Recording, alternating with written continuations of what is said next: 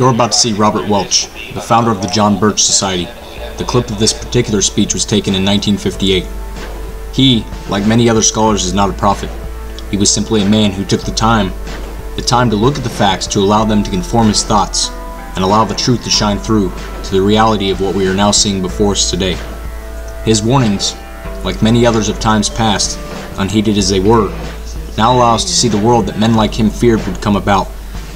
Let us not also forget, as we so often do, that he was not the only one exclaiming what the mass refused to hear.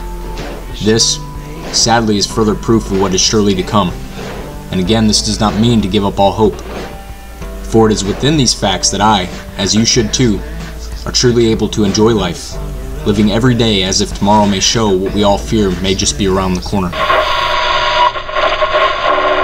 Part of that plan, of course, is to induce the gradual surrender of American sovereignty, piece by piece and step by step, to various international organizations, of which the United Nations is the outstanding but far from the only example.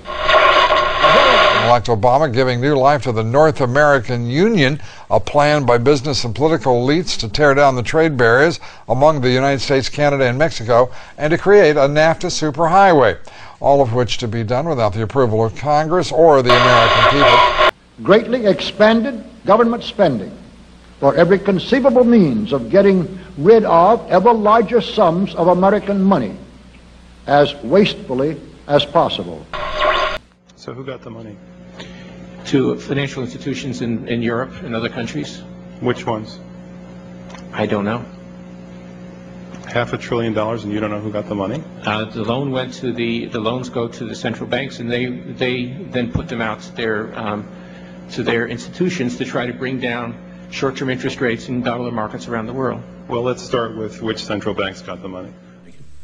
Hundreds and hundreds of banks. Any bank that has access to the U.S. Federal Reserve's discount. Tell us who they are. No. The only way they can pass this bill is by creating and sustaining a panic atmosphere. That atmosphere is not justified. Many of us were told in private conversations that if we voted against this bill on Monday, that the sky would fall, the market would drop 2,000 or 3,000 points the first day, another couple thousand the second day, and a few members were even told that there would be martial law in America if we voted no. Higher and then much higher taxes. Everybody in America just about has to get auto insurance. Nobody considers that a tax increase. People say to themselves, that is a fair way to make sure that if you hit my car, that I'm not covering all the costs. But it may be fair, it may be good public policy. No, but George, you can't just make up that language and decide that that's called a tax increase. If I say that right now your premiums are going to be going up by 5 or 8 or 10% next year, and you say, well, that's not a tax increase. But on the other hand, if I say that I don't want to have to pay for you not carrying coverage even after I give you tax credits that make it affordable, then... I don't think I'm making it up. Merriam-Webster's dictionary. Tax, a charge usually of money imposed by authority on persons or property for public purposes. George, the fact that you looked up Merriam's dictionary, the definition of tax increase, indicates to me that you're stretching a little bit right now. You know, under my plan of a cap and trade system, electricity rates would necessarily skyrocket. Mr. Speaker, as millions of Americans and the people in my state of Louisiana file their income taxes today, they are reminded how they labor under a tax scheme that discourages hard work, investment, and savings. Federal, state, and local taxes claim almost 27% of the average American's income. An increasingly unbalanced budget, despite the higher taxes. Proposes the largest deficit in U.S. history, blowing the national debt to $17 trillion in just 5 years. That means that our debt will double in 5 years and triple in 10 years. To vote on raising the federal debt ceiling by $200 billion. Take a look at this. Just in the last 6 months, the U.S. national debt, that's the red line, has gone from $11.4 trillion to more than $12 trillion. This is important. Spread that across all the taxpayers in the United States. We each owe more than $111,000. That's what you owe. That's your take, your share of this. The problem is there's a limit on it. All right, go back to the graphic if you got it there, Raj. All right, we're about to hit it again. 4. Wild inflation of our currency. Government controls of prices, wages, and materials, supposedly to combat inflation. China said this week, and this is a quote, "We hate you. We hate you." They said it twice. You spend $1 and $2 trillion. What choice do we have? You are devaluing your dollar. Are we borrowing this money or are we printing this money? Glenn, this is one of the greatest and greatest outrages and most dangerous parts of this bill. This is all borrowed money that our kids will have to repay. Who are we borrowing This is from? The largest single issuance of U.S. bonds in the history of the country. The Chinese are going to be issuing about $1 trillion in bonds. The British about $1 trillion.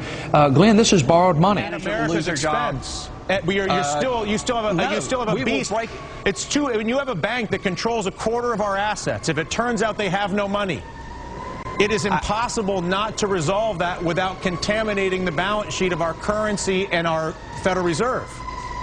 You know, I could point out a lot of other provisions in there like the living will provision, but at the bottom, you are not going to have the banks playing by different rules and getting bailed out and having their jobs and their investment protected when every other business in America, the management would lose their jobs and the shareholders would lose everything. Yeah. The same thing is going to happen to them that happens to mid-sized businesses. Yeah, that's not what's implied in the credit markets. The credit markets price lending to the big banks at a lower price than any other business in America because they have the implicit guarantee of the government.